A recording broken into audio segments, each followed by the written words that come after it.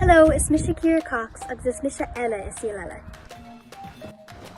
Sanínra chama Crocs agus a gleoite Ciara Cox Bhí sé sin sibún. Oh my yeehaw! Fíorach aontas fumsa ná gur siarán Americanach me.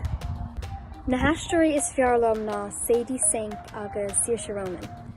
Na cabhaimsí atám ná léithreacht, gitar, éisteach le ceol agus aisteoireacht. Thosam ag aisteoireacht ar Ros Marún nar bhí me ní bliain d'aois ach deadach me hismóirí gur me gúnaí socht dramatúil. Na sconan is fearlam ná Murder on the Orient Express, Knives Out, Glass Onion agus rudidir bit le beag an niste. Na chláranna is fearlam ar cúla chathair ná Afric, Bugstop, is Saol Ella agus is stói amachcha Saol Ella. An bia is fearlam ná Spice Box nó Ein Rud Wai Bújam.